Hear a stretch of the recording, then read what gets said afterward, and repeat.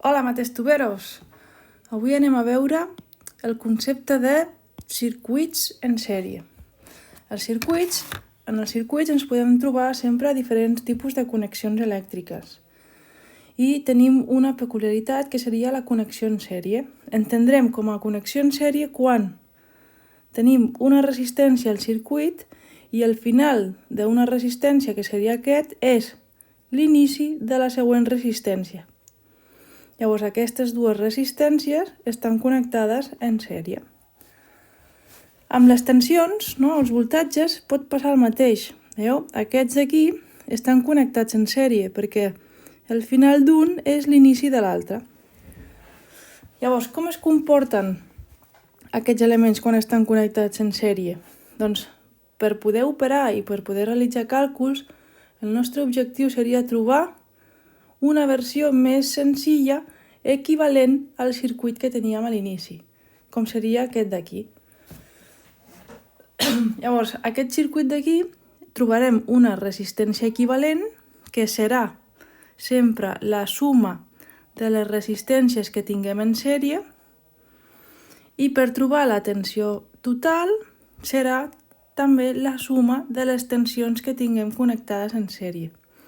Fixeu-vos que és molt important que la intensitat que circula per aquest circuit és justament la mateixa que circula per aquest, perquè són circuits equivalents. Vale? Anem a veure un exemple. Tenim aquí un circuit elèctric on tenim 3 resistències connectades en sèrie. Llavors, ens demanen que calculem la resistència equivalent del circuit i que calculem la intensitat total, la intensitat que circula per aquí. Aquesta seria la intensitat total. Que, si us fixeu, aquesta intensitat serà la mateixa que passa per totes les resistències. Llavors, primer objectiu, anem a trobar un circuit equivalent que només tingui una resistència. Veieu que les resistències es poden dibuixar de dues maneres, tant d'aquesta com aquesta d'aquí. Aquests dibuixos volen dir el mateix. Llavors, quan valdrà aquesta resistència equivalent? Doncs com que les connexions estan en sèrie, la resistència equivalent d'aquest circuit serà la suma de resistències, per tant serà 3 més 7 més 2. I això ens dona 12 ohms. Aquesta resistència equivalent val 12 ohms.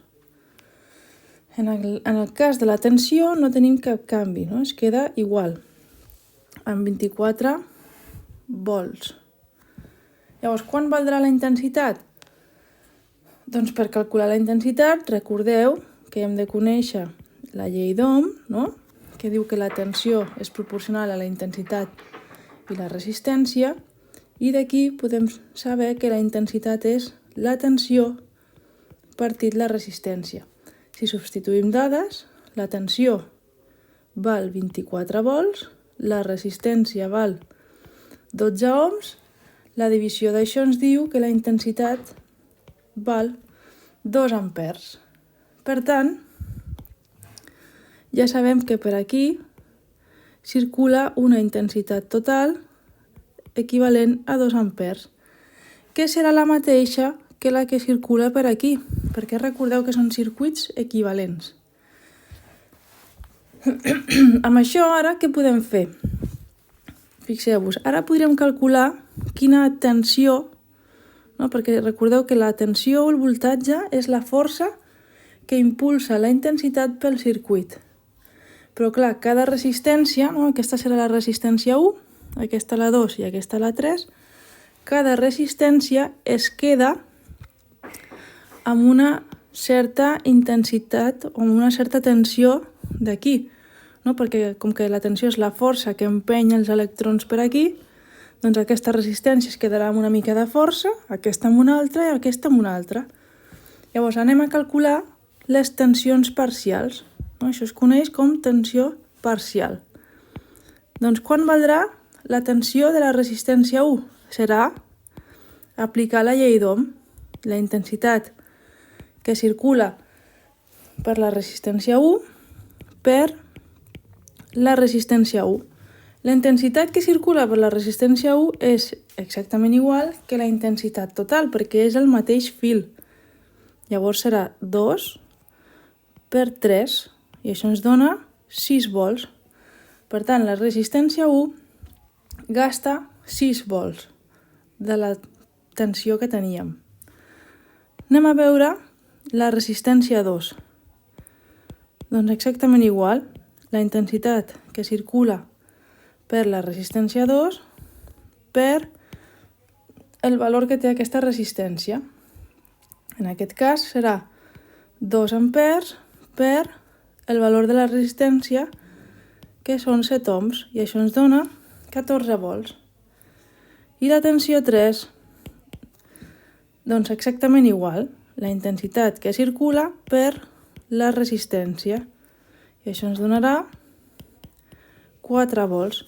Fixeu-vos que si sumem 6 més 14 més 4, això ens dona 24 volts, que és precisament la tensió que tenia el circuit. Aquesta tensió es reparteix per cada resistència. Recordeu, la tensió, força que impulsa els electrons a moure's pel circuit. La resistència suposa el moviment d'aquests electrons, així que cada resistència va consumint la força d'aquesta tensió i es reparteix de forma proporcional entre les tres. Espero que us hagi agradat i així que ja sabeu, doneu-li al punyito si us ha agradat i subscriviu-vos al meu canal per trobar més vídeos com aquest.